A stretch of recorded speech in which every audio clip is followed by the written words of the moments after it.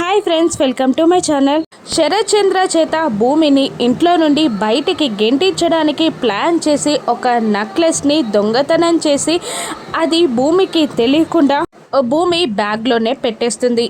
అపూర్వ plan success అయి భూమి దగ్గరే ఆ నెక్లెస్ దొరుకుతుంది. దాంతో శరత్ చంద్ర కోపంగా భూమిని తిడుతూ ఉంటాడు. నా భార్యని నువ్వు గురువు గారు అంటుంటే నువ్వేదో మంచిదానివి అనుకున్నాను, కానీ నువ్వొక దొంగవా అని అంటూ అవమానిస్తుండగా భూమి బాధపడుతూ ఏడుస్తూ ఉంటుంది. మళ్ళీ శరత్ చంద్ర ఇలా అంటుంటాడు, అభిమానాన్ని అడ్డం పెట్టుకొని ఇలా చేయడానికి నీకు అసలు మనసు ఎలా వచ్చింది అని శరత్ చంద్ర అంటుండగా, లేదంకుల్, ఇలా చేయలేదు, నేను ఆ దొంగతనం నేను చేయలేదు, నాకేం తెలీదు అని భూమి ఏడుస్తూ శరత్ చంద్రని వేడుకుంటూ ఉండగా అపూర్వ చాలా సంతోషపడుతూ ఉంటుంది తన ప్లాన్ సక్సెస్ అయినందుకు. ఇక శరత్ చంద్ర మాత్రం భూమిని ఇంకా ఇలా అంటుంటాడు, నీకేం తెలియకుండానే ఆ నెక్లెస్ నీ దగ్గర దాకా వచ్చిందా, నీ దగ్గరే ఉందా, అసలు ఆ నెక్లెస్ నీ దగ్గరికి ఎలా వచ్చింది అని నిలదీస్తూ ఉంటాడు. భూమి ఏడుస్తూనే ఉంటుంది.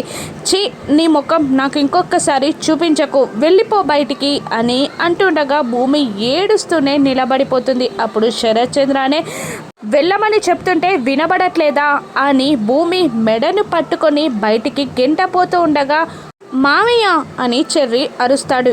ఏంటి అని కోపంగా శరత్ చంద్ర చెర్రి వైపు చూస్తుండగా, భూమి ఆ దొంగతనం చెయ్యలేదు అని అనేస్తాడు చెర్రి. దాంతో షాకింగ్గా శరత్ చంద్ర మరెవరు చేశారు అని అంటుండగా కాస్త భయపడుతూనే అపూర్వ వైపు చూస్తూ ఉంటాడు చెర్రి. ఇక మళ్ళీ శరత్ చంద్ర చెప్పు అని నిలదీస్తూ ఉండగా, అత్తయ్యే, అపూర్వ అత్తయ్యే ఈ దొంగతనం చేసింది అని చెప్పేస్తాడు చెర్రి. దాంతో అపూర్వ చెర్రిని తిడుతూ ఉంటుంది.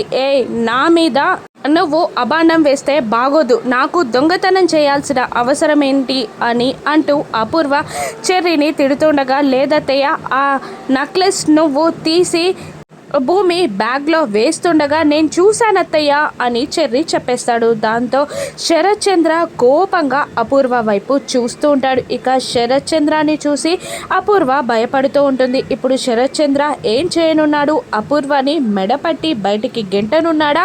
భూమిని అవమానించినందుకు సారీ చెప్తాడా? అపూర్వకి పడే శిక్ష ఏంటి? రాను ఎపిసోడ్స్లో చూద్దాం. Thank you for watching.